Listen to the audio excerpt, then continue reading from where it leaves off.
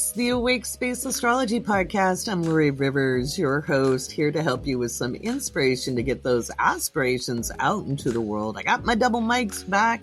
I had to rearrange my set, a la my living room, for an event I did last week, and I'm really loving it. Boy, last week was something else, wasn't it? There was so much energy flowing. It was like a freaking fire hose, at least in my world, in part because Jupiter is like opposite my Mars right now, but it was also trying my Jupiter Uranus, and it was just like, I was like this, you know, you get a really full balloon and you let the air out, it goes, and then it slams into a wall. That was kind of my week last week. It was all good stuff, but wow, it was so much. So if you too had energy like that, my sympathies. So let's grab our bevy of choice and settle in. Let's take a deep breath together. I know the world looks nuts, and we had some poignant reminders over the weekend and even the end of the last week with the 80th anniversary of D-Day. I did a very special patron-only message on the anniversary, the 80th anniversary of D-Day, talking about why I became a political analyst.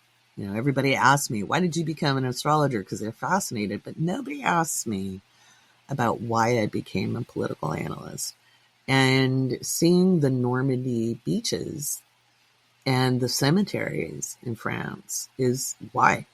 You know, I was 15 years old when I saw that. And I thought, man, if we can just communicate and learn to see through each other's eyes, enter into dialogue, maybe we could change things if we looked past our own perspectives. What if we saw other solutions besides, you know, mutual annihilation? Especially as a Gen Xer being raised under the threat of global thermonuclear war, I was really hoping to help promote understanding and peace in the world, not necessarily unity consciousness, because I don't really think that's possible. I think humans are meant to be diverse and have, you know, contrasting experiences in order to grow.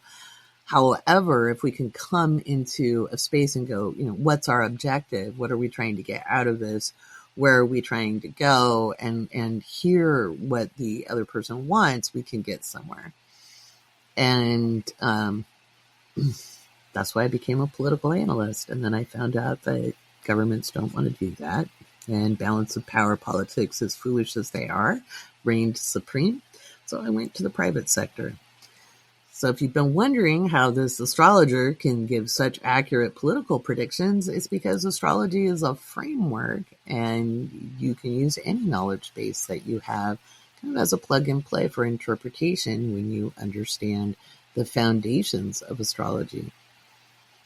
And I honestly do it to prove my accuracy, give you a heads up, and help you navigate the cosmic tide, because we are in a time of enduring change. And it is part of humanity's evolution. 2025 is a very, very significant year metaphysically. It's been talked about in theosophical literature for over 200 years. And I find it interesting that it kind of coincides with the Jubilee year in a couple of religious faiths as well. It's a very interesting time to be human. It's not necessarily the worst time. It is an evolutionary time, and we can rise to meet the moment, but it takes mindset. And that's a lot of what we're talking about on the podcast this week. I had Kendall Ford talk with me and have a wonderful conversation with Kendall a couple weeks back, and I was kind of waiting to put it on the podcast because of some stuff going on in life. If a lot of you know, my daughter is in the country of her birth getting some paperwork done, and I was kind of waiting for that to get closer to being resolved, but it looks like it will be done without any issues. So just, I was erring on the side of caution before I released the interview, and I feel a little more secure in doing so today. And so you can hear Kendall and I talking about collective liberation, what it means to use common sense, and how to come into community. Like, what does it mean and how does it mean? So that is later on in this episode, and it's a part 2. So that you're going to hear part 1, part 2 will be part of the patron only podcast, where I give your breakdown of the week on world events as well, when we look at weather, politics, etc. And remember, the transits are global. It's not just the United States. It's not just your region. Everywhere is being impacted by this energy.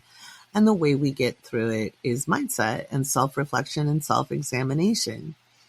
It's really important. And with everything in Gemini right now, with the Sun, Mercury, Venus, and Jupiter, everything is enhanced. So we can go down rabbit holes and spin out, or we can tune in and explore new ways of thinking about things. One of the things I'd like to encourage you to think about is how you talk about politics. And instead of like rah, rah, go team and picking sides, I think it's really, really important to just examine what is the outcome you want? What is the realistic viewpoint? Okay, so you may not like any of the candidates. And I can say, as a predicting astrologer, I'm not convinced either one of the current candidates for president are going to be the candidate. And it's none of the fringe candidates either. There's something weird that happens in October, guys. There's something weird. So we'll find out about that. And coming soon, I'll talk about, the Republican convention and the Democrat convention. I'll look at those dates and I'll talk about it on the podcast. But people are still overly focusing on the executive branch at the federal level instead of looking at their state and their local elections. And something very important happened in Georgia at the state level, and we had the judge presiding over the RICO case for the election interference, and Fannie Willis, the attorney general, win their elections by 89%. That was a huge deal. It was a landslide. It was not necessarily 100% expected to be a landslide. And that just shows how important those state elections are. So you want to be doing your research about state candidates. Not every state gives a good voter's guide, so you're going to have to hit the Googly machine. You can look at opensecrets.org to look at how people are getting their funding. Think about the issues that matter to you and look at which candidates actually support things in a way that most matches your own values. You're never going to find anybody who you 100% agree with. Okay. Sometimes we do have to choose a lesser evil. And I've been saying, we have two versions of fascism going on. We've got theocracy and corporatist, but we really don't have a good guy, bad guy situation. We have two versions. And we have to clear the states out. It's if we want to retain our rights. They've been slipping for over 20 years. So this is something to look at. And when I talk about freedoms, I'm talking about everything from bodily autonomy to protecting minority rights and status, whether you're LGBTQIA or, based on gender, orientation, race, religion, all of that is up on the table. Now, luckily, Pluto's retrograde, and we have time to prepare. If you remember, in May, I wrote an article about Pluto in Aquarius being retrograde and what it means and why we want to leave this idea of factioning, of picking teams, of looking at white hat, black hat, and really just like get rid of the fairy tales and look at the reality of where are people getting their money. Actions speak louder than words. Okay. Actions speak louder than words. And so when you see people behaving in a certain way or supporting something, and then they say, well, I had to because of, no, you supported it. And there it is, period.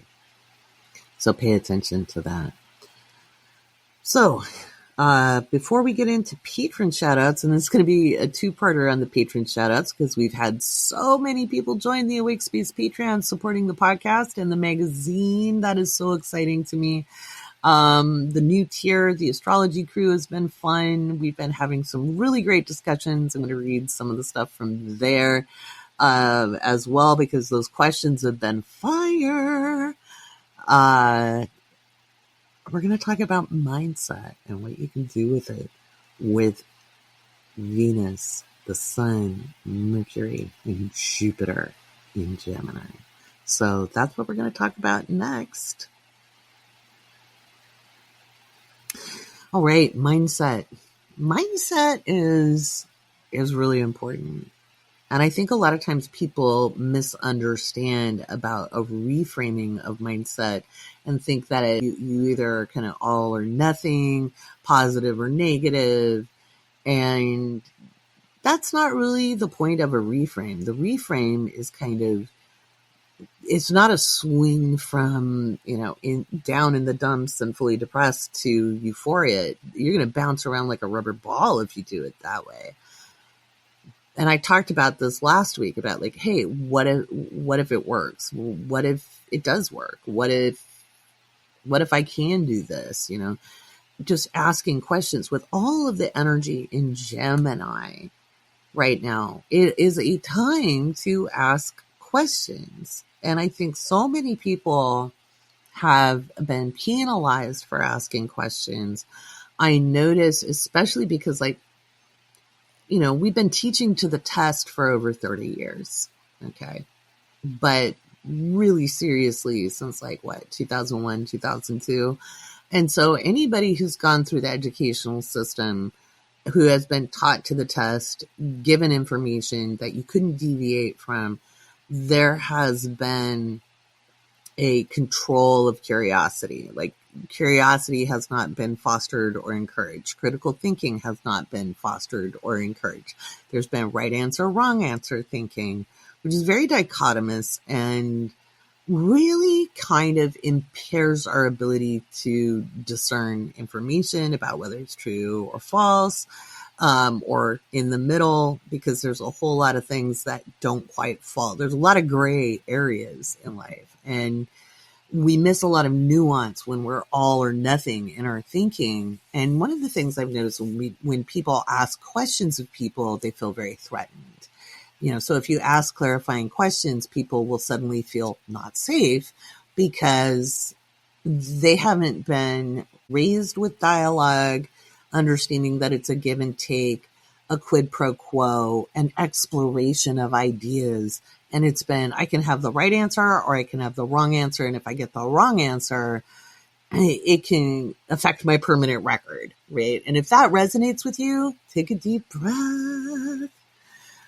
So this energy right now with all the Gemini puts a magnifying lens on you will be rewarded by being curious and saying, well, I wonder, how would this work? What if I did this? What if I entered into dialogue and had a conversation? Okay. And went back and forth and understood through dialogue instead of just making a statement and gaining agreement. Agreement doesn't always get us very far. That's why I always say like hearts versus like-mindedness, because like-mindedness is kind of groupthink. Oh yeah, we all think this versus, well, I might disagree with you, but at the end of the day, I share enough values with you that I want a similar outcome, but I may not necessarily agree with the methodology of getting there. But I can respect that you are wanting something similar to me and your path is that way and my path is this way, and I can still support you on your path. So mindset is something that you want to cultivate over the next couple of weeks. You want to be letting go of some old thought habits that are kind of in your way. We have Mars in Taurus now, and it's squaring off with Pluto. And that square is kind of shake and rattling and rolling the fabric of security. People are going to start feeling very insecure because they're seeing things happen in ways that they hadn't noticed brewing and building over time. Okay. And you may not be able to take the action you were hoping to take. Because I've been saying, if you're just working off an old playbook, like the things you've done that have always worked, it's not going to work anymore. You have to change up how you do things. And with Mars square Pluto, and yay, Pluto's retrograde, it diminishes that intensity a little bit. But you're going to have to get inventive and find new ways to seek security. And money isn't the only way we feel secure. Our value systems. And so you may have had your value system shaken, especially over the last 9 months. You might have believed somebody was a lot more humanitarian than they're appearing to be, or they had a lot more empathy than they actually are displaying. You may be wondering how people can turn a blind eye to humanitarian crises because you've finally become aware of these things because they were put in front of you. These humanitarian crises, in a lot of cases, have been ongoing in very visceral ways for a very long time. Okay. So it's important to, one, not beat yourself up that you've just now become aware, or become disheartened because things seem to be taking longer than you think is reasonable when you look at the amount of time that things have actually been unreasonable, and it's been many decades in a lot of cases. Okay. So somebody was asking about Sudan, and the issues in Sudan have been ongoing for decades, literally, on and off, but it's been sustained. This is not a new problem. It's been going on for decades. DRC has been having issues for a long time. This is not new. It's being voiced now. And what's been going on in Palestine, decades and decades old, including the injustices. Okay. Obviously, things have scaled to very inhumane levels as we see what's happening in the Gaza Strip, and it's unconscionable. These are hard things to witness, and there's ways to be supportive of processes, and that is, it's going to have to play out over time. And I know you get frustrated because I can't give you an end date. I really can't. Not at the moment. I've talked a little bit about it in my Patreon. I have to remember to edit a video. If you go into the Laurie, well, I have to go look. It's the Mars and Scorpio video from the fall, because I talked about Israel and Netanyahu in that video, and I need to edit that part out and put it up as a separate video. But it does there's massive blowback from this, but you're not going to see the resolution you want to see as soon as you want to see it. And I wish it was different than that. Okay. I wish it was different. It's not a fun thing to have to say, like I wish it was different as well. Okay. It impacts people I love very dearly. And, there's not much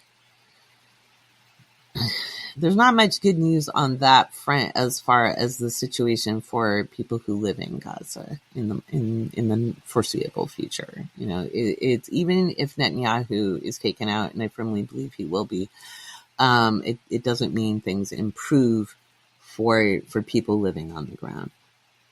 So that's important to remember.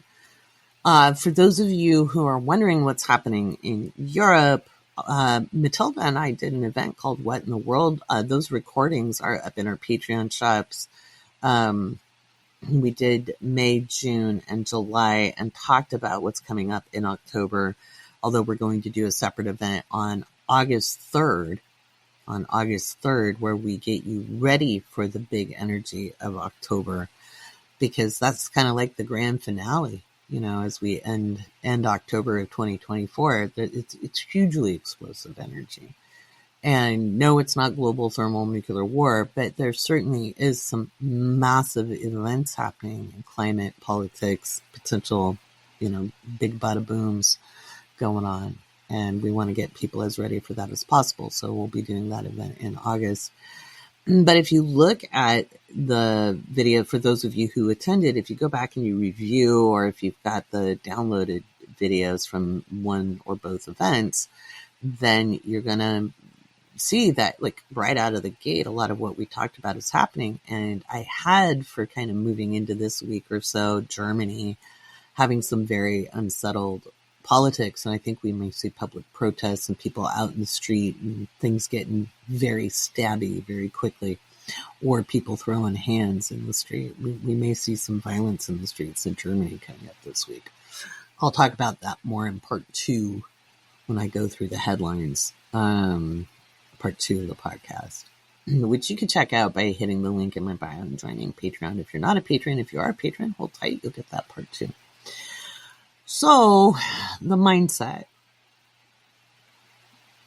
You gotta have a long-term mindset right now. You have to kind of bring your energy and use your curiosity, explore other ideas, have dialogue with people who are wanting to create community, build sustaining structures. Listen to people like Kendall, and you'll get to hear that really cool conversation we had a couple weeks back. Listen to people like Asanabe, who are teachers. And if you don't know who Asanabe is, he's the 7th Fire Prophecy messenger on TikTok. And I did a interview with him a year ago or so. I'll have him back on the podcast again too. But these teachings and these teachers, and teachers come in all shapes and sizes, people who are willing to show up and ask the questions and bring people together for conversations. Those are the people you want to be hanging out with. You don't need to be followers, but you can be in dialogue. We need to kind of change up how we organize ourselves in society. You have to stop looking for people who have all the answers, and you have to know how to have the questions that help provoke the answers for you. And that's something that's been very trained out of us. Okay. And now is the time. Now is the time with all of this energy in Gemini. Alrighty. Let's do some patron shout outs, and then we'll talk to Kendall.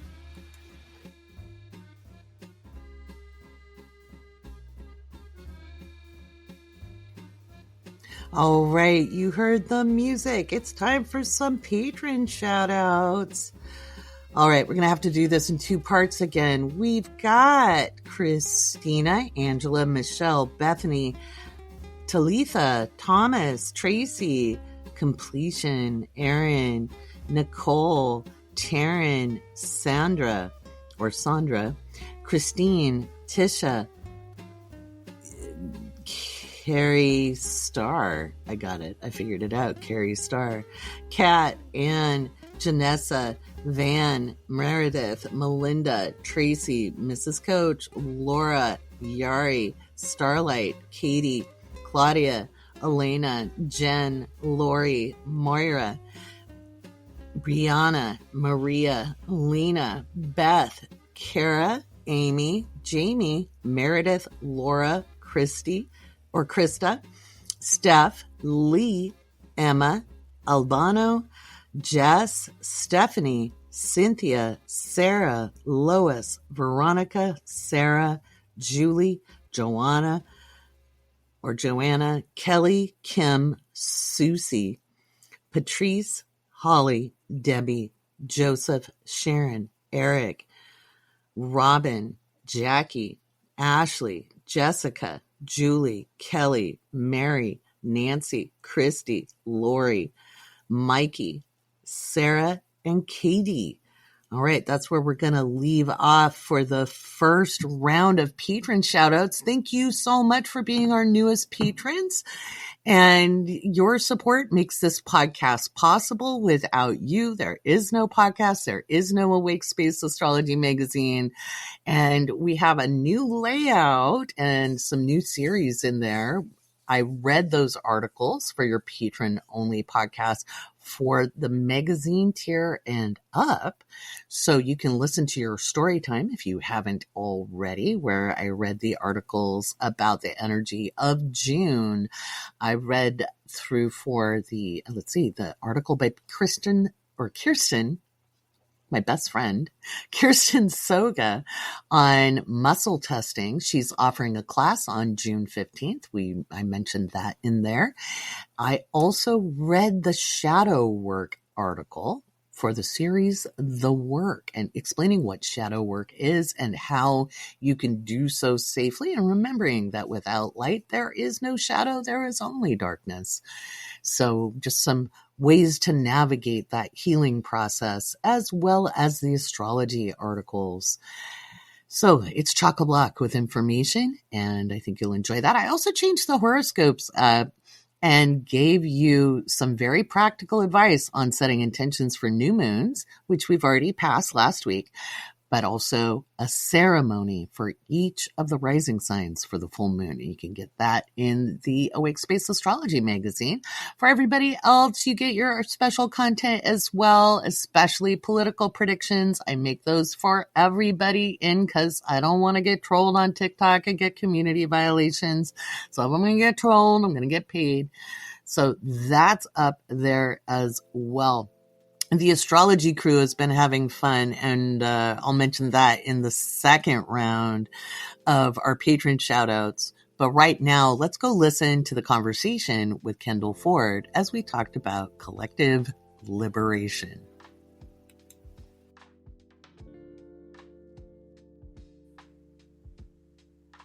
All right, everybody, I have a very special guest. I have Kendall Ford, who also has a podcast called It Really Is That Deep, and a Patreon called The Deep Space. So welcome to the Awake Space, Kendall. I'm a big fan of yours and a patron member of your Patreon. So let's talk about what's so deep and why is it deep? Well, first, thank you so much for having me. I'm super excited to be on the Awake Space because I love this podcast and I love the work that you do.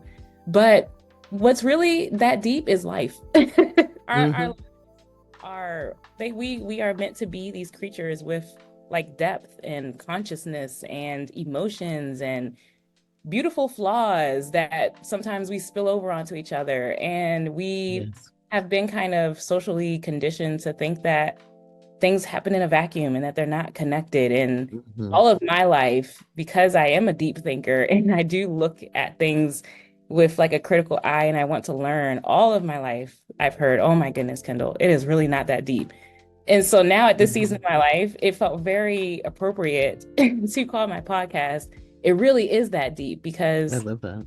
it really is. A lot of things are connected, especially when you start to go down a journey to decolonize your brain and your life. You really learn like, wow, so many things have been connected and we just didn't realize it. And so, yeah, everything, our lives are that deep. They really are. Why do you think people push it away? Like, why do you think people say it isn't that deep? Because I've been told the same thing a lot of my life, so I get it. But why do you think people do that? I think a lot of it's fear. We've been socially conditioned to not really engage with our emotions well. And so if you're someone who doesn't engage with your emotions at all, or you don't know how to feel the feels, as some people would say, you would push away depth because it hurts. We have a lot of pain in our society right now. And a lot of people don't want to feel it and they don't understand that there's no other way around it. You kind of have to go through it. And there is joy and there is great like there's love and there is compassion and there's all these other amazing things, but a lot of I feel like kind of not wanting to look at things that are connected in depth is directly tied to that social conditioning to not feel our emotions at all. And I'm just like full of all the emotions. I'm like, I can't not feel them. Right. Right. As a Cancerian, I understand that statement. Mhm. My Libra moon doesn't like it much, but the Oh, it's an conflict is ever interesting, continuing, yeah, right? it's an interesting journey over here Hmm. with my Aries rising and Taurus moon. Right. It's not an easy Right. thing. Like Mm-mm. No, no, it's no. not It's easy like at all. into the fray, but I need a nap. No, I'm kidding. Um, all jokes aside, um, yeah, I think we have been conditioned to not want to challenge the status quo because there's repercussions to that if you sit outside of that. There's consequences. Some of them are steep. Yep. Some of them are steep. Yeah, that's why So, I don't really I try not to judge people really harshly hmm sometimes when they don't want to buck the status quo because I have hmm to like have compassion because I've been there. I right, I just have had a different journey where I got to the point where I couldn't not do anything else because I was so right, like the other option was for me would be to not be on this earth anymore. And so I right, have to be myself. I have to right. do things that I feel I have to do because if Hmm. not, then this whole experience becomes really, really hard and sad for me. But I also Hmm. understand people who are still living as hard as it is in this like apathetic status quo. It's Hmm. difficult to watch, but I'm like, I get it. I mean, I live in a black body, like my Hmm. body. And I tell my daughter a lot, like her body got politicized before I was able to even push her out. Right. So like Exactly. Yeah. yeah, so I like I'm it's a lot of pain. It's a lot of hard stuff that we all are trying to like process and deal with and fight through. And I Right. think like we need kindness and compassion in Yeah. abundance right now. Oh, yeah. So, what does that look like, though? What's your definition of that? Because people use words. They use words like Hmm. kindness, compassion, empathy, community. But I think there's a lot of assumed meanings around Mm. that, so like you see political campaigns like Obama's was very famous, which was change you can believe in. And I was warning people, I was like, oh, what's the change? Because everybody was excited about it, but that was a really brilliant move strategically because everybody was thinking it was their idea of change and nobody defined it. So what's your definition of these words? Oh man, when I think of living with kindness and compassion and abundance, it first starts with me. It first starts with me being able to show myself kindness and Hmm. compassion. It starts with the love that I have from me. And so every Hmm. day, multiple times a day, I'm checking in with myself and being like, how am I speaking to myself? How Hmm. am I in relationship with myself? Am I listening to my intuition? Am I listening to the things that my emotions are trying to communicate to me? Because I have this deep, deep awareness that if I'm not doing it inside of me, it is never going to be able to flow outside of me Hmm. properly. And Hmm. so that's kind of the first thing I think about is like just being kind to myself, talking about Yeah. thinking about how I speak to myself, um, not shaming myself for being a human and, Hmm. going crazy sometimes. Like, I mean, I'm an Aries rising. Yeah. I like to pop off. Like, Right. I don't need much, Like, I Right. you don't need to give me an excuse. I'm like, oh, someone did something. Who did it? Oh, okay. Right. And then I think the other thing, of at least externally, is like having, keeping my perspective wide and Hmm. and within the right alignment, because my perception is going to shape my reality. And so Hmm. I don't want to live in a reality that's full of like dehumanization and hate. And our reality does have that. But Hmm. I feel It like has a when I lot of that. live, it has a lot of that. But when I live flowing from kindness and compassion inside of me, I'm able to see more opportunities of it externally, even amongst the people who are choosing to be dehumanizing and incredibly unkind and just awful, kind of gross creatures right now. Right. Right. And it's Right. like And choosing. without giving it a pass. But, Yep. right. Yeah. Without giving them a pass, they're still human. Yeah. It also, I You know. find that having that And self-awareness yeah. in me helps me to remember that like even if I have a moment where I feel shitty or I have a moment where someone has been unkind to me or they've dehumanized me, that can stop with me. Just because I'm not feeling great doesn't mean Hmm. that I have to be unkind to people. And so I actively make the choice Right. to do Hmm. things that are kind, to see people as human Hmm. beings, to, Hmm. look people in the Hmm. eye and just say Hmm. good morning, to just see people. Right. Sometimes we go through life and we don't Yeah. see each other. Right. People just keep solid focus. Hmm. Yeah, it happens. Yeah. And we can all do it. We all do. We all Yeah, do. yeah. Yeah. When it comes to humanity, you have these moments on TikTok, on your TikTok live, and I've caught a few of those. I don't want to say it wrong. So you tell me, you describe it and you tell us what's going on. Yeah, so I host these weekly Moments of Humanity. They're every Thursday night at 8 p.m. Eastern Standard Time. And I kind of got the idea. So in a past life, I was a missionary and a pastor. And yes, being in that Christian world was challenging in a lot of ways, but I loved being a pastor. I loved getting to have that intimate relationship with people to help them in their spirituality.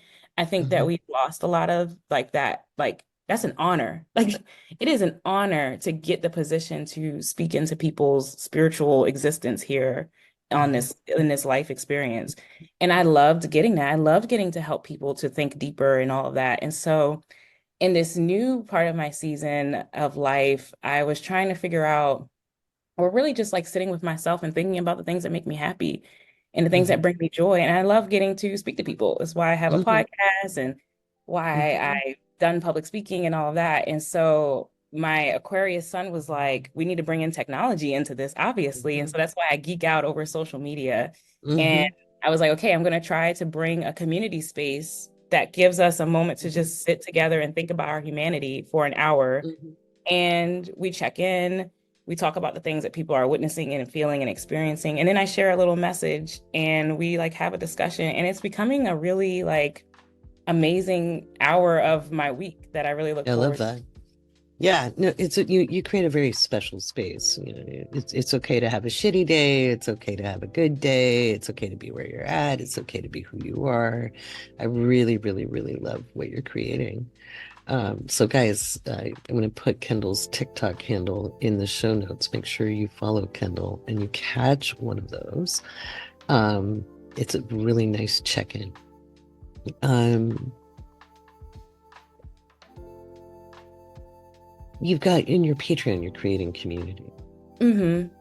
What are some of your goals for that, or what are some of the things you're working on for that? My Patreon community is very special. So it's also another one of those spaces where I'm bringing together all these things that I would like have had experience with in my life. I'm one of those Hmm. weird people, kind of similar to yourself, who's had like all these life experiences where if I tell people all the things I've done, they would be like, you've got to be lying. And I'm like, if I Right. could trace the timeline, it would make sense to you. Hmm. You Hmm. know, so it's like, and but now I'm in this really fun season where I'm starting to see like, damn, I learned all this stuff in these chaotic experiences that at the Yeah. time didn't seem like they made any sense. Yeah. But now I'm seeing that I have all these skills that I can Right. pull from. And so Right. in the deep space in my Patreon, it's bringing together my love for social media and digital strategy. I geek out over social media. It is an amazing tool It that we is. have been blessed with. It does cause issues. It does cause harm. We are starting to learn how to use it how to learn how to use it for Hmm. collective good, and Hmm. that like makes my heart so happy. And so Hmm. I'm bringing in digital strategy into the space, and also collective liberation, and Hmm. also a little bit of like spiritualness as well, and just Yeah. helping people to talk to each other online a little Hmm. bit better. And so Nice. as we grow, we talk about strategies and how to have depth in your like Hmm. online interactions. I've Hmm. started doing a little bit of coaching on the side with a few newer Good. creators, because my Good. whole thing is like these social media spaces are spaces for us, and Yes. they flatten the class structure. So we should 100% be talking about these things that we wouldn't be able to talk about in the same way in the offline world because we're so Hmm. separated from class. Right. Class Yeah. structure is killing us. Yes, it is. Yes, it Yeah, so is. Yeah. that's what that whole space Hmm. is kind of all that. It's digital Hmm. strategy basically for collective liberation, but I love that. a lot of times people hear digital strategy and they think of businesses, but I'm like, no, humans need strategy Yeah. too.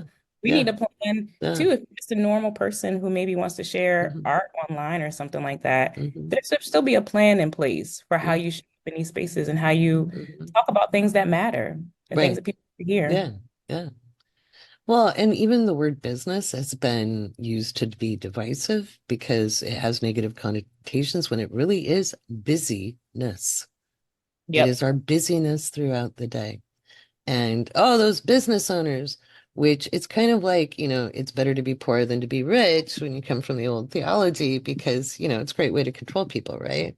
Hmm. Because those people are going to hell anyway. We'll get our reward in heaven. So then good people don't have entrepreneurial endeavors and we keep disenfranchised going, they'll go to hell anyway. So I love what you're doing. I think everybody needs strategy in how they communicate. It's very important. Um, Speaking of, when you're looking at strategy for collective liberation, I mean, we're in the Pluto and Aquarius era, kind of. We're at the very nascent beginning, because we're not done with Pluto and Capricorn just yet. As I've been warning people, it's coming. We have the last hurrah, and it's going to be something else. And then the Pluto and Aquarius era starts, but it will not be peace, love, and light and unity consciousness because humans aren't designed to do that. But there will be a reshaping of community spaces, society. What is your hope in what you were doing when you talk about collective liberation? Because that's a very Pluto and Aquarius theme. What does that mean to you, and what are you hoping to drive people towards? For me, collective liberation.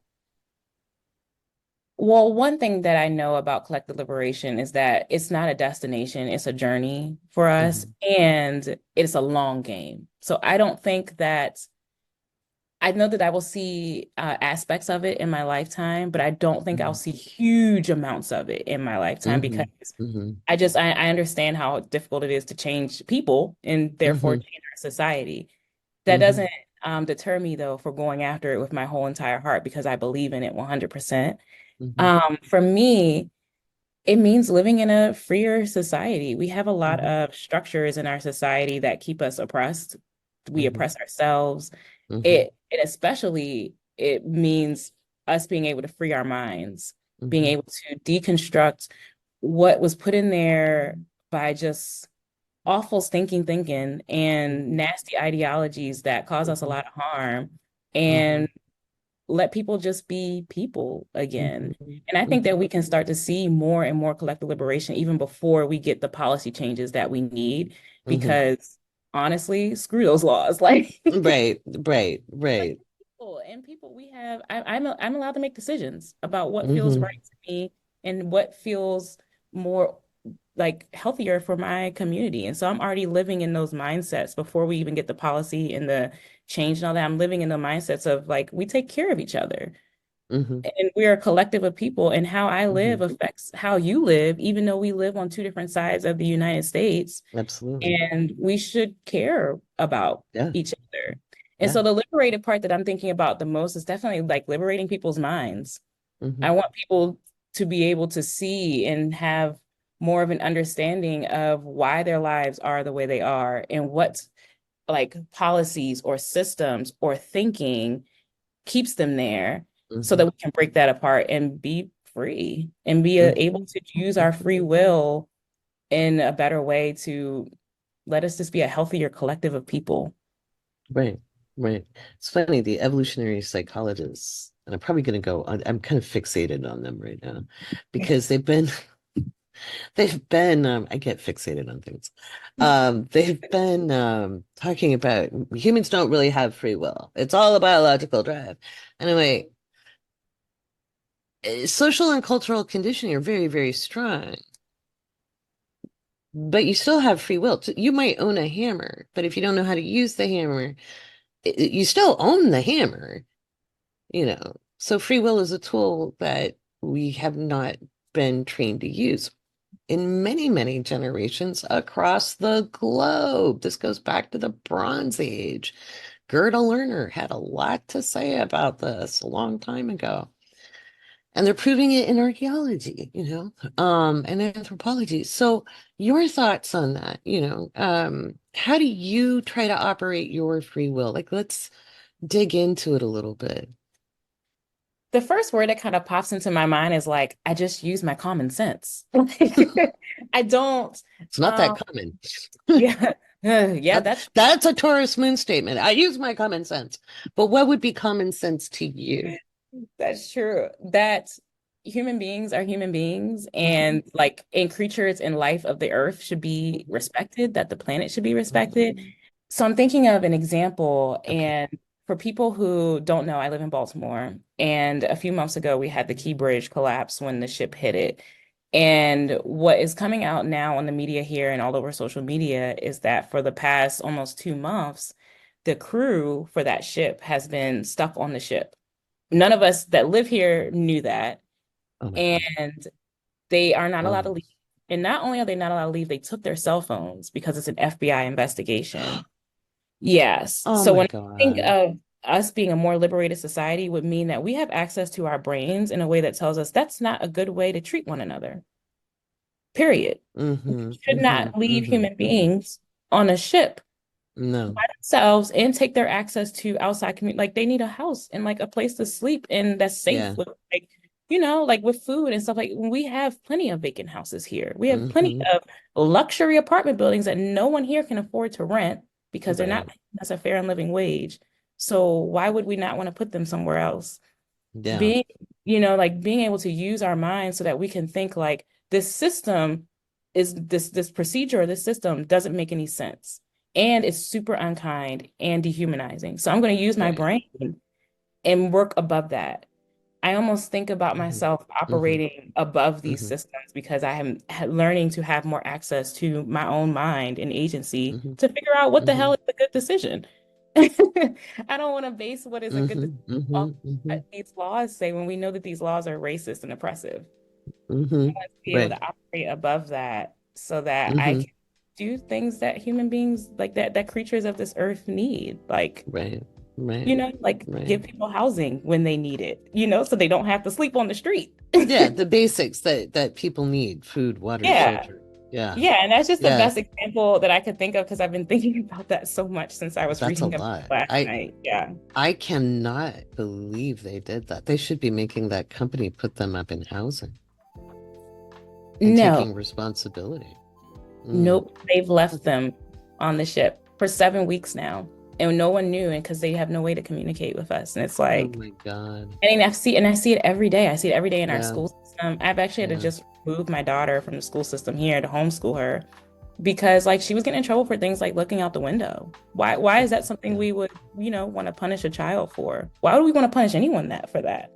I love to look out the window. My desk is right by the window right now. Mm-hmm. Mm-hmm. Yeah. I used to get in trouble for looking out the window a lot and being a daydreamer. And I was thinking about more interesting things than what they were talking about. Oh yeah, I got in trouble a lot for talking, of course. Like my favorite comment on every report card was talking interferes with learning. And I'm like, oh, y'all don't know me. Well, and that's, education is warehousing at this point because Oh yeah. Socrates would have argued that with them. So Socrates would have been, you can't learn if you can't communicate. So because without communication, there's nothing, Yeah. And there's well, a nothing. lot of what our kids are getting is not really learning, it's more indoctrination at this It point. is, yeah, It's super yeah, sad. yeah. It is. They don't know how to think. My kids were mad at me for homeschooling them for a long time, but it wasn't safe to be in school. Hmm. When you have your life threatened, and you're 7, as you well know. So I pulled them, and school shootings were happening too. I mean, it's not a new thing. And I was like, well, they're being called terrorists for having, being part Arabic, and which is stupid. And I'm like, this child weighs less than 50 pounds, you know. Exactly. And then just it was just I was like, I can't. And then they're like, their mom, they're weird.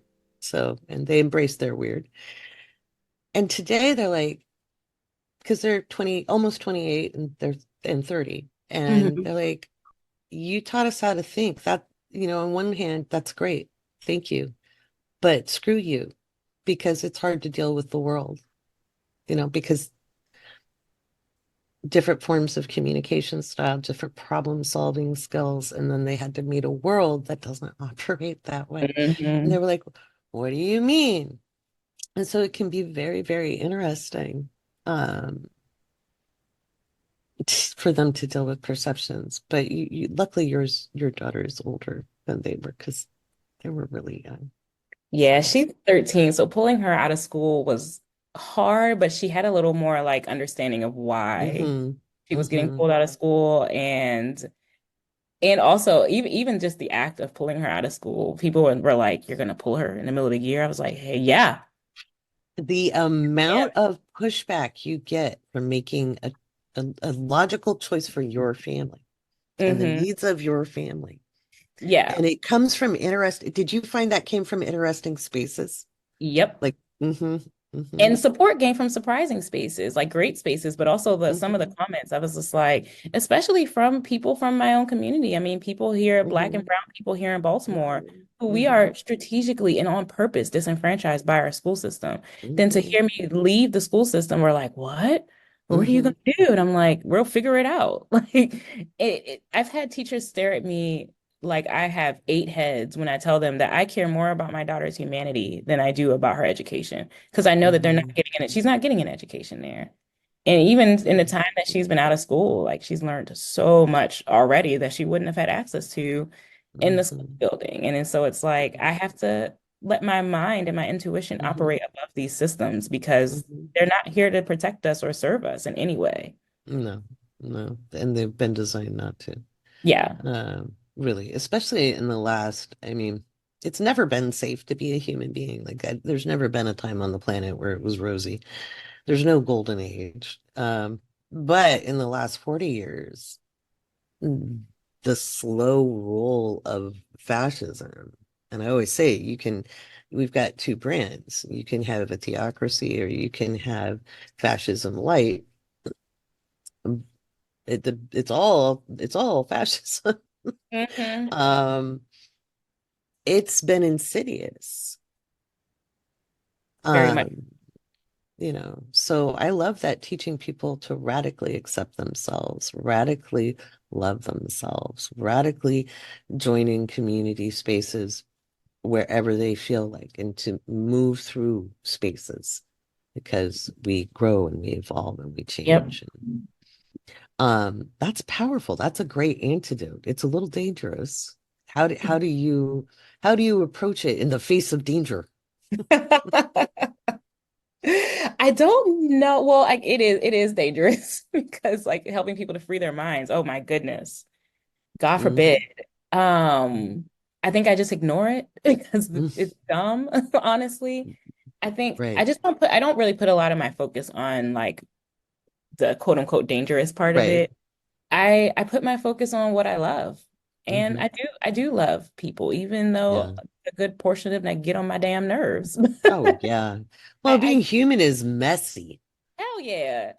Yeah, being human is messy. And I always try to teach that, because people malign the signs. They'll be like, this sign is like this, and this sign is like that. Look, I hate that. yeah, every sign can be an asshole. Every human being can be an asshole. And not one of us doesn't poop.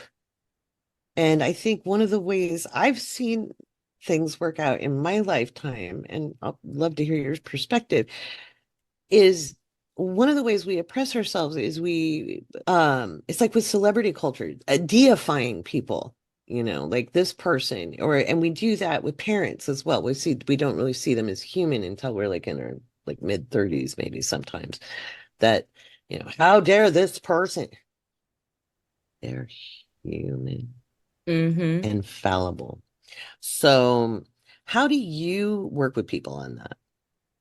It's funny that you brought that up because this is something that I've been thinking about a lot, but I haven't really talked about it publicly on my any of Hmm my platforms yet. But like I fought against having a platform for a long time. Like I've been on TikTok for a while and I hmm intentionally didn't want to build a platform. hmm And that's only because I've had at a very young age. So the first time I remember having this thought, I was probably in high school, and hmm in the Black church growing up, there's ushers. I don't know if it exists. In the Black church, hmm it's a very prestigious like hmm yeah, hmm like they do a whole dancing thing hmm at I like love at that. the That's time for beautiful. offering. Yeah, no, it's fun. Yeah. It's fun.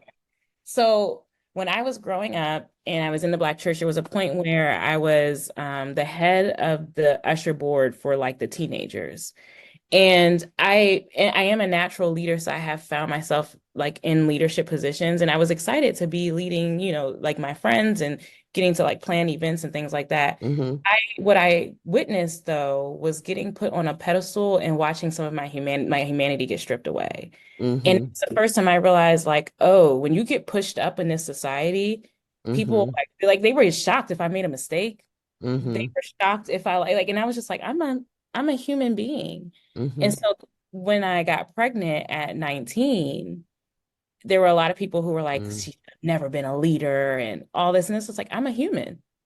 Like I'm Right. a human being. And so even at that young Right. age, I felt this weird push pull between like, I know that I can build a platform. I know that I can easily like lead people, but Mm-hmm.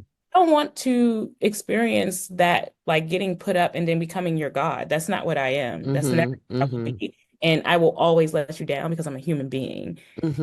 And Right. carried that with me in my life. So even now, this is the first time in my life I want a platform.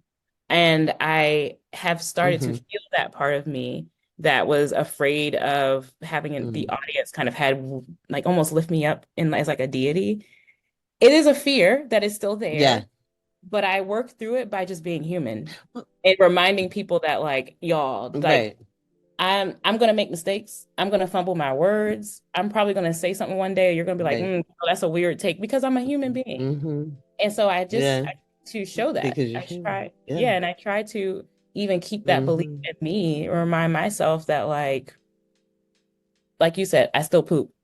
Like Right. I It's my happen to Mr. Rogers thing. Everybody poops. Yeah, and I think astrology really helped me kind of embrace that part of myself because I could see in my chart that I am a natural leader and I've been able to Mm-hmm. strategize in how I remain intact with my humanity. And so I don't really Mm-hmm. have all the answers. I just have different strategies that I use for me that kind Right. of help me stay grounded and stay present Mm-hmm. and stay like connected to my humanity as I'm building a platform. Now my Mm-hmm. platform's still small, so talk to me when I got 100,000 followers and I'm going crazy. Because Well, no, well, I'm going to say once you have 100,000, then you're looking at the people with a million and you're like, I'm still small because I got 100,000. And I don't I, know if I'd want that many people following me, honestly. it's That's a lot. honestly, it's all right. I wouldn't want a million because I've seen that. But then who knows what happens, right? Yeah. But, but I also think a lot about quality versus quantity too. And so exactly, it's everything. I am not making content for everybody. Mm-mm, That's the other no, thing. mm-mm. I'm not That making, helps. there's gonna be a lot of people that don't like my Mm-hmm, stuff. That's fine. I'm mm-hmm, not making it for you. I'm making mm-hmm, it for the people who are here to listen and they're ready to learn. And so I think some of that helps mm-hmm, too, because now that I have that awareness, I think, let's say if I was 20, I may have built a mm-hmm. digital platform because I may Oh have yeah, built to pander to everyone. At right, 34, I know I'm not pandering to everyone, and nor do I want to, right. because I'll be spinning my wheels and wasting my energy Mm-hmm. to get people to move when they're immovable because they're not even ready to be activated yet. So I'm Exactly. speaking to the people who are ready. There's people Right, that are ready, and I'm like, I got some stuff for y'all to say because right, I've been saying a lot. So let me go and right, talk. right. I'm right with you. I learned a long time ago, I was maybe 30, where I was like, I'm not here to wake people up. I'm not. I'm here to speak to people who need their coffee. You know, Yeah. their eyes are open, they're drooling. It's just like, where the hell am I? And hey, and then expose them to people like you. I really like the Um, way you say that about you remind us about that a lot. And it kind of rings in my mind a little bit all the mhm, time that I can't, that's not my role. And it also mhm, keeps this like work within a good, healthy perspective for me. mhm, It mhm, helps me to remember one, I'm a part of a collective. I ain't gonna be able to mhm, do this by myself. So thank mhm. God it is Right. a collective fight, Yeah. right? Yeah. It's And not the other just thing one is like person's job. Yeah. you Hmm. can't force people. That's why it's like if I'm trying to explain something and someone's not gonna get it, Hmm. it's just not time for you to get it. That's cool. I'm gonna leave Hmm. this little nugget and maybe you'll come Hmm. back to it later. And then very male, I can think of times I wasn't ready to learn things. I And can think of yeah, time, yeah. But it stayed with me. Like I can look back on perspective and go, oh, okay. This is what was going on when I was 21. This was what was so many happening when I was times. 29. This is what happened at 49. I remember as a young woman, and I was, a young mom, young wife, and I had an older friend who was in her 40s. She was, old. And she said, I know you are accepting everything as it is, and you're very easygoing, but there's going to be a time you want more out of life. And you need to accept, things coming your way. You're overgiving of your time and your energy to everybody, and that's not healthy. And I thought, boy, she's bitter.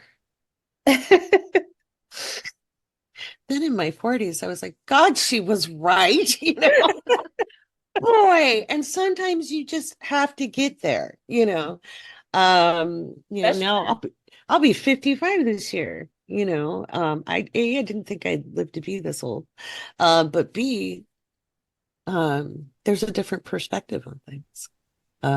Especially when you're short on time, because true. we all are, but I'm short on time. I'll probably live to 80, but still short on time. There's a lot to do. Um, I think recognizing where people are at and giving them the grace of being is important. I'm very concerned about the burn it all. Because if you light the match, it's going to burn your house too. But Yep. you talk about it for a second. I think one thing that I keep thinking about for myself is like there's a lot of value in just admitting that we don't know exactly how to do these things, right? Like we haven't had a lot of models of like humane leadership. Hmm. We've had a lot of examples of leadership that are corrupt, Hmm. they lose touch with their humanity, either because Hmm. they actively hand it over or we as a platform kind of strip them of it. And I think it's a lot of Hmm. both when it comes to celebrities. Hmm. um it hasn't, I mean, even within the nonprofit world, when I worked in the nonprofit sector, there's just not a lot of great, that's not, we have not put like connection to humanity as a high value, I think, as a collective. Hmm. So it's just not who Hmm. we've got in our leadership Hmm. positions. Hmm. And so when I think of like the kind of leader that I dream to either follow or be, I don't really see a Hmm. lot of examples of of it. And so I'm learning as I go, and I'm Hmm. strategizing. And Hmm. I think it does take a great sensitivity to be a leader but still remain a part of the people, Be a person. um Hmm. and be Hmm. a person. I don't have all the answers today. I wish I did, so I could tell your listeners, like, this is Hmm. exactly how you do it. I don't. I'm figuring Nobody it out. does though. But I love the Nope. thoughts. To me, it's not about having answers, it's about having thoughts and conversations. And Yeah. So I think because how else do we, I don't, yeah, I don't think there's a permanent answer either. You know, I think a lot about stuff how I changes. interact with my audiences, and it's little things, Hmm. right? Like, so I notice with some like content creators or influencers, they don't really interact with their audience. They make Hmm. a video and they never like a comment, they never Hmm. interact, they never. So for Hmm. me, I interact. I'm gonna like comments, I'm gonna be responding to comments as best I Hmm. can.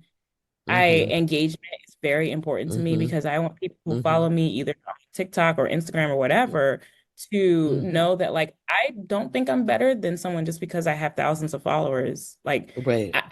I know that I'm the type of person that when I speak, people do tend to want to follow me. So I'm so grateful Right. to have that interaction, that I'm careful in what I say. I speak with Yeah. intention.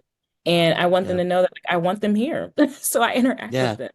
That's such a Hmm. small, simple thing, but for me, it helps me maintain my humanity on that platform because Exactly. I'm not just a content creator. I'm just a human on here who happens to like say things that people care about and that people Right. need to. Yeah. So that's something really small that I Mm-hmm. think about a lot in my digital spaces. I think about like how I'm interacting with my audiences. One of the reasons I really wanted to start going live is because I wanted to build more of a rapport with people. Mm-hmm. It is hard for people to really know your personality through a video. Yeah. And Yeah. I am a private person as well. So like Mm-hmm. my TikTok videos, you see a specific like version of Kendall. It's still me, but it is a Mm-hmm. little more curated. And I feel like I love to be like more myself and just more like in the moment. And so starting to do the lives was kind of me embracing just being Mm-hmm. myself. And so the lives are a real big part of me Hmm. maintaining contact with my humanity. I'm able to talk about things on live that are difficult for me to like show or talk about in a TikTok video, or to even write about maybe on my Patreon or my Substack or Oh whatever. I yeah. have a lot of different Right. platforms. But Right. yeah, it's the little things that show your audience and show the people that interact with Mhm. you that you Yeah. care about them. I think we've seen a lot of influencers and celebrities have these huge Hmm. followings and they're not Absolutely. grateful for them. They're not grateful for them. I'm grateful for every single person that follows me because I know they don't have to. Right. And I know that digital spaces are intellectual spaces. Exactly. Yeah. When I say things, Hmm.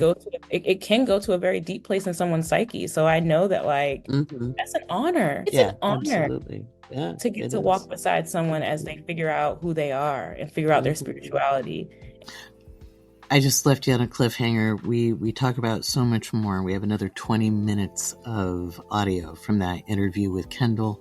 She's always inspiring, always uplifting.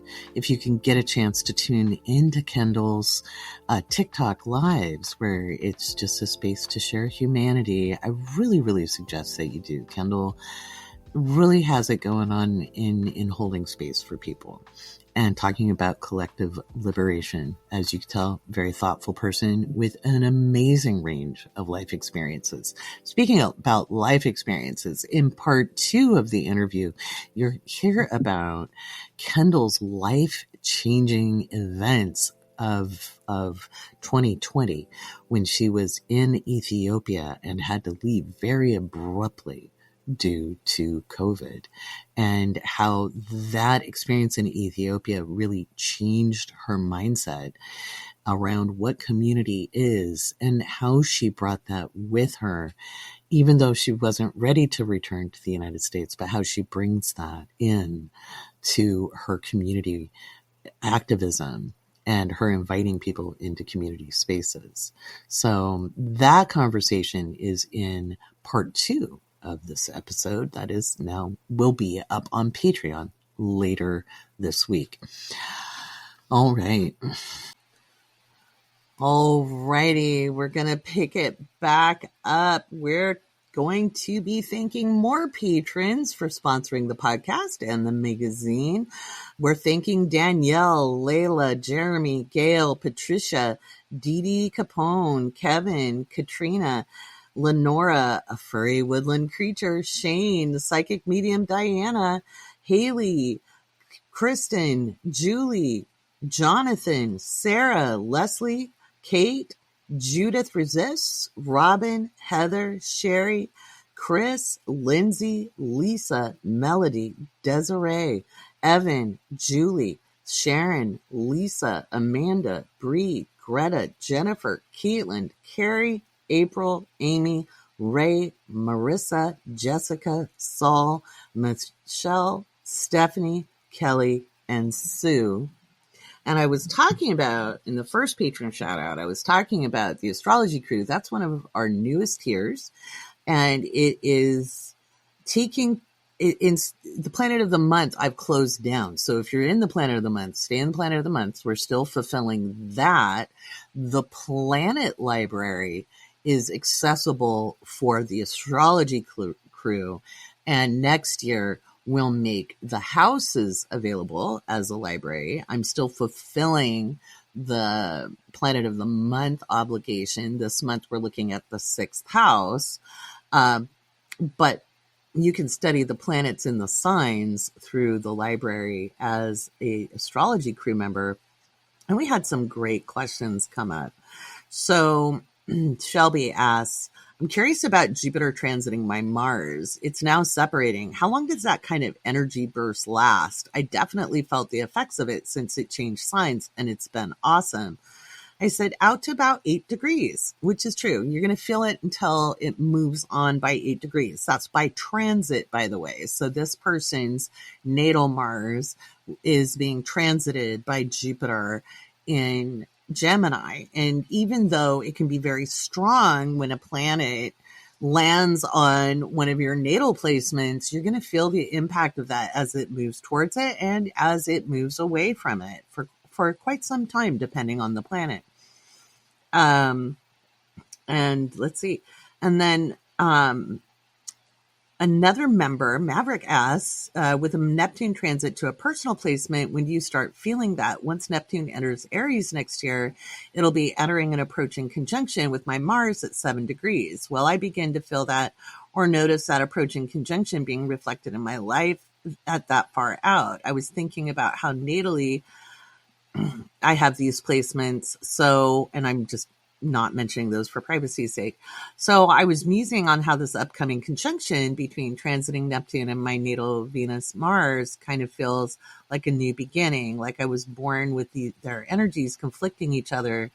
And now I'm reaching a point in my life where their energies are blending and starting a new cycle. I was wondering how that square in my chart is a closing square if I look at the conjunction as the starting point for the new cycle. And so when I go into the nested comments, I'm like, hey, those are all great thoughts. You'll feel the energy shift, and likely it won't be super strong that far out, but more like a misty connection. About 8 to 7 degrees away, you're going to feel the tendrils of a Neptune. It'll be like this foggy, I wonder what's going on. And then I was like, hey, there's just this huge conversation. So, people discussing the transits as they experience them. So those are kind of the questions that come up in the astrology crew. There was a question, about the Venus being in Cazimi and being a part of the new moon. Would it add an attraction magnet factor to it? And I'm like, it increased the energy, but you also had to have the mindset to actually wield that energy as well. You had to be kind of open, like how big is your bucket to really like run with the amount of energy that was flowing into that. So those are just some examples of what goes on in the astrology crew. I'll be putting out a notice this week for when Planet of the Month Club is meeting. And when we go over the 6th house, remember that's closed here now.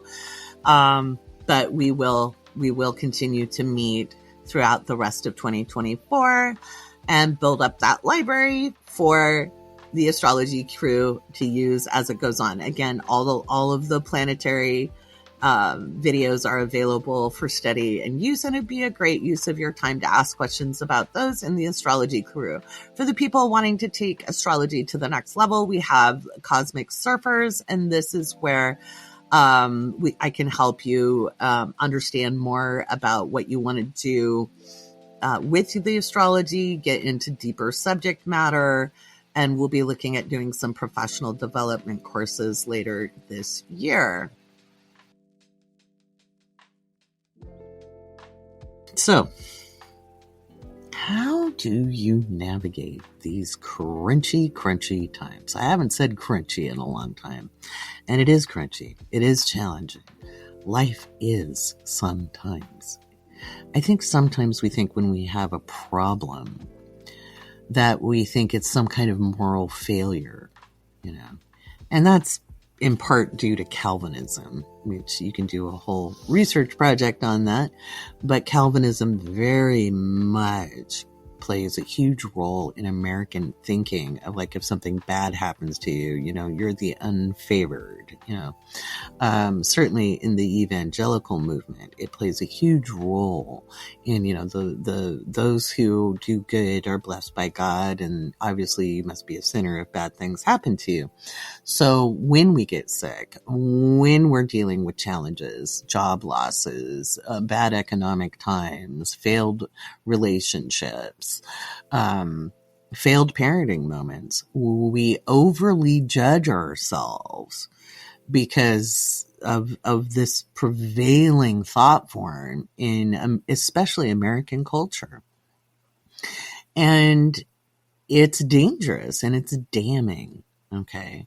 Human beings are flawed and faulty. As we discussed with Kendall, everybody poops, and you poop, I poop, we all poop. Okay. Mr. Rogers said so.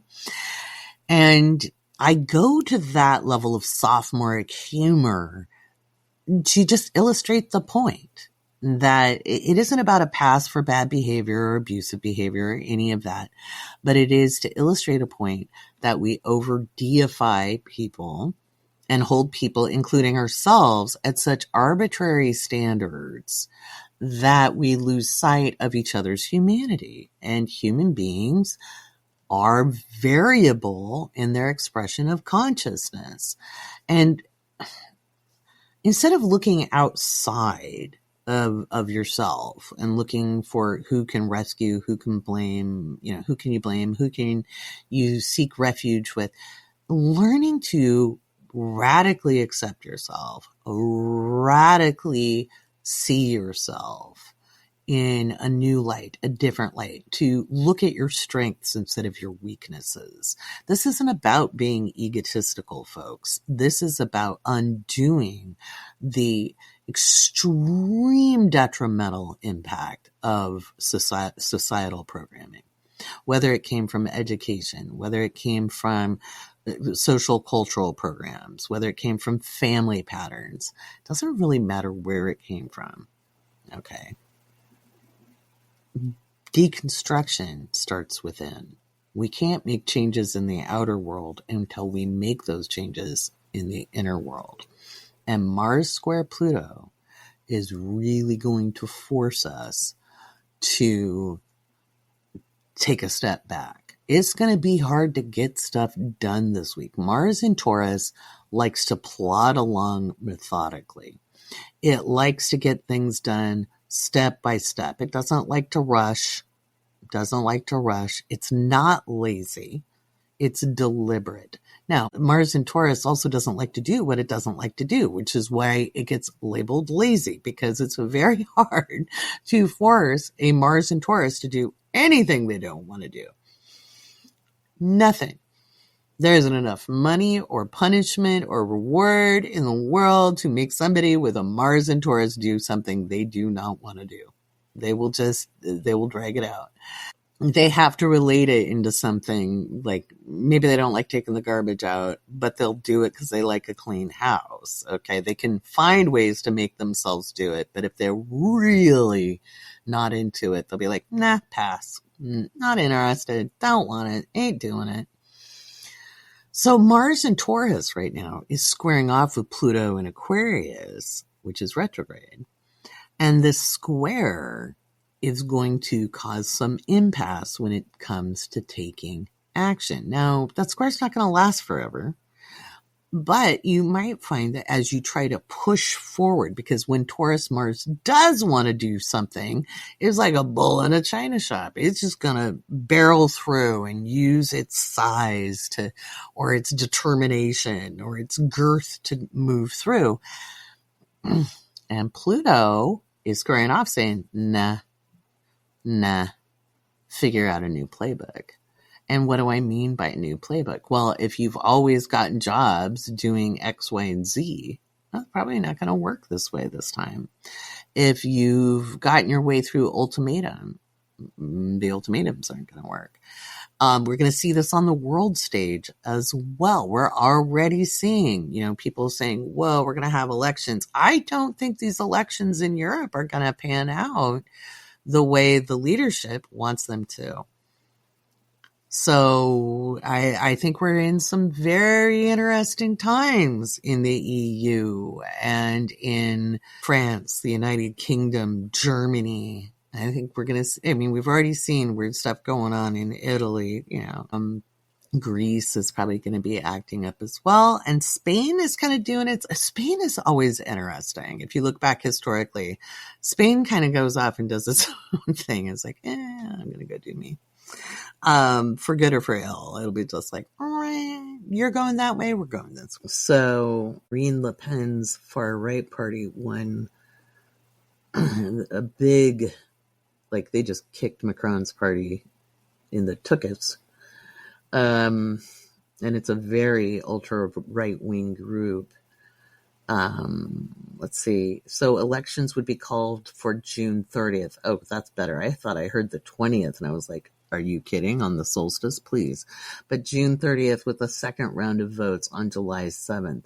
It's very interesting. Both Great Britain and France holding those elections in early July.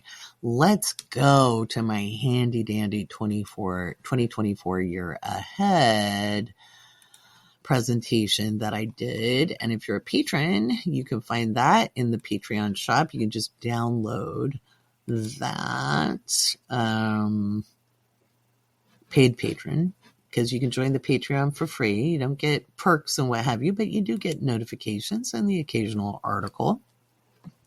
Let me check out July. I've been saying it since June of last year that July is very contentious. Now, this is interesting. One of the things I said for June, because I just pulled up the page, is it said we could see issues in Russia once Jupiter ingresses into Gemini, and in the United States, things could get a little stabby.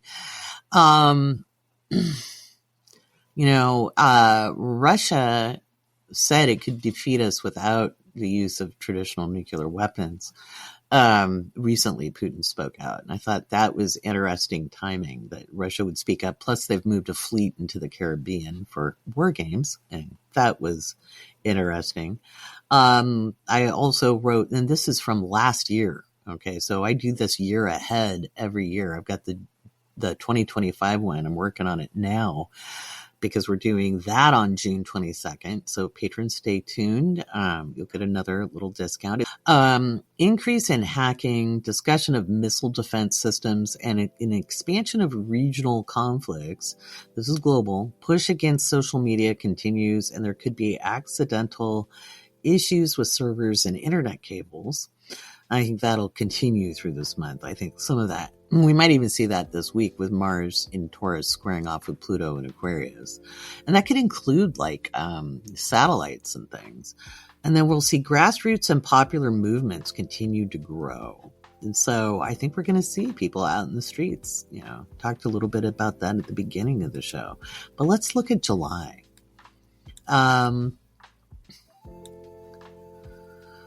Talked about economically, we could see like a chicken in every pot kind of vibe, another forgiveness of student loans from the Biden administrations, or a big rate cut.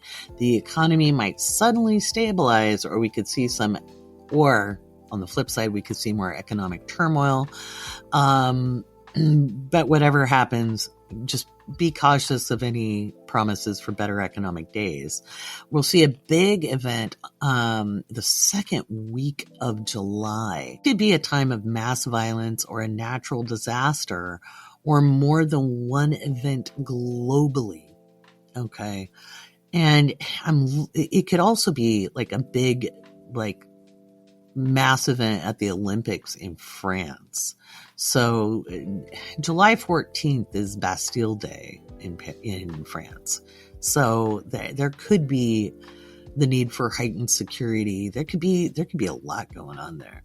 And it says nationalists of all flavors get very active, and potential violence might increase, especially on July 22nd.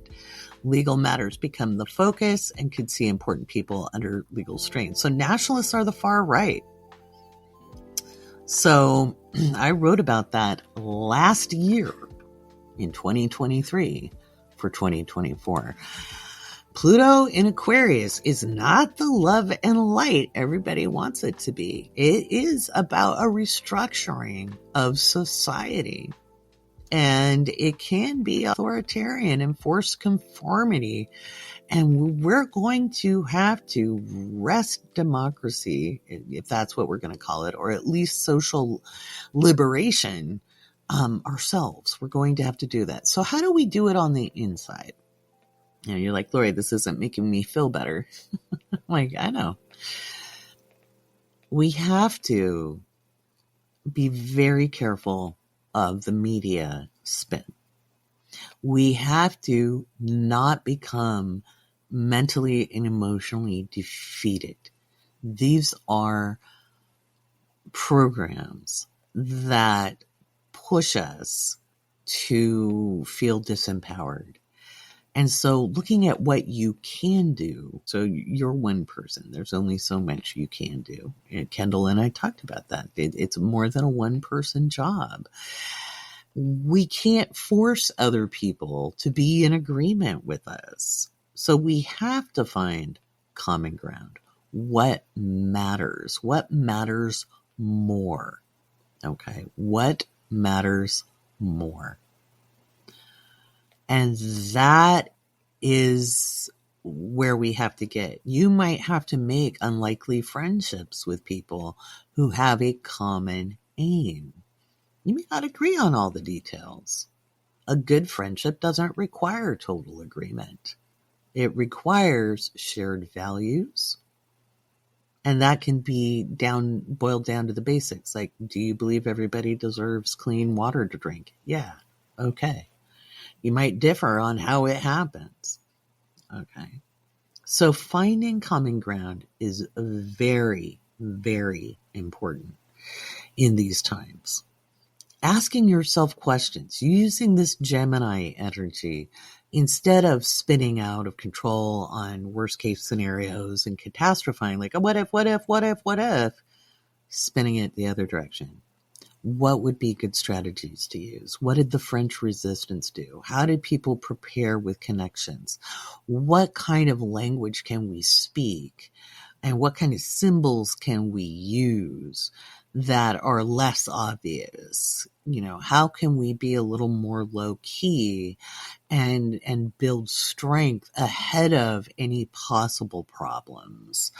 What could be a route to taking action that will meet the objective?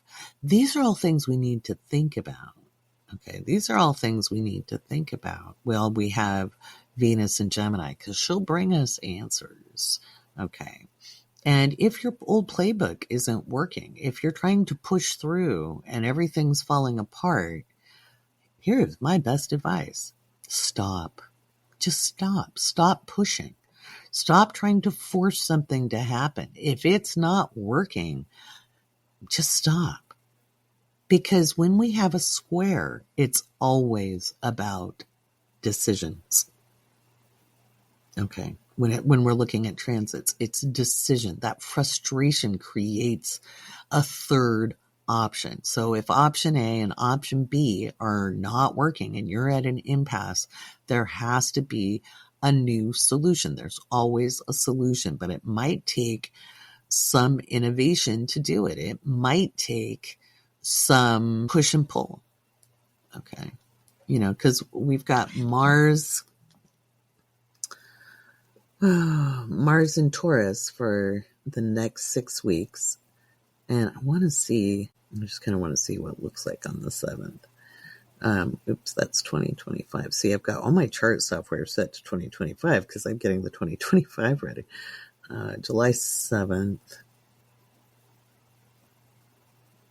Yeah, we've got Mars approaching Uranus. So, sorry, the 14th, Mars is actually conjunct Uranus. 14th, 15 is a very explosive day.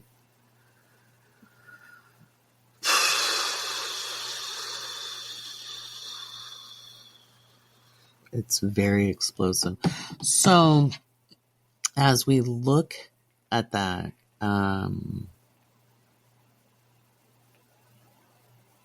I think we're going to be seeing government switch, and there's real reasons for that. And what the average person in a lot of countries doesn't understand when it comes to immigration policies and social safety nets and what have you is the root cause is colonialism. It is going in and bombing the hell out of places and destabilizing places because nobody leaves home and leaves everybody they love, everything they grew up with, everything they know, to live somewhere that's a different climate, different food, different language. Nobody just decides to do that for the hell of it. Okay, there's usually a reason that you pull up stakes, and it's because it's unlivable and untenable where you're at, especially when you're risking your life. And at the same time, when there's economic difficulty and people are struggling, then it's difficult to have empathy because you're having a hard time getting ahead. And so these are all failed governmental policies that impact everyday people.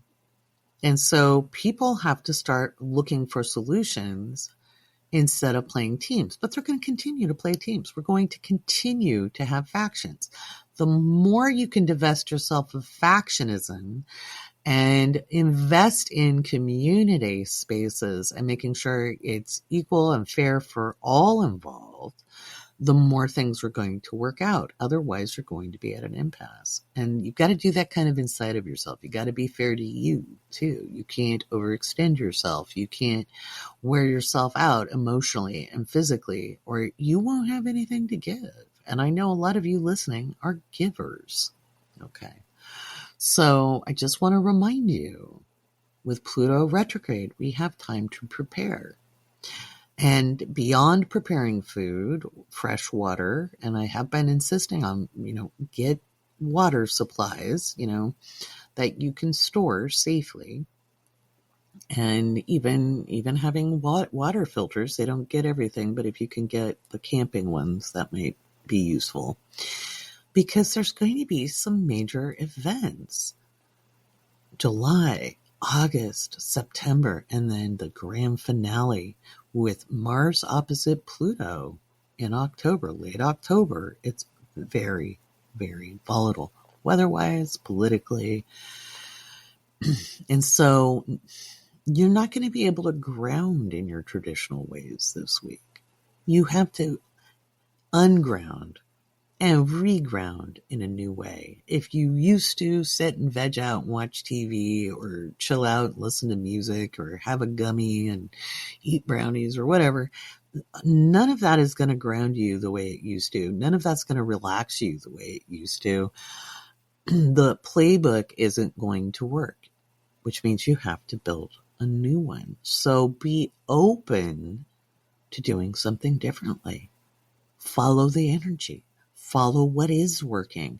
It might seem really weird and very different, but it's going to make a difference in your life. So that's all I got to say with that one, my friends. That's all I got to say with that one. So deep breaths.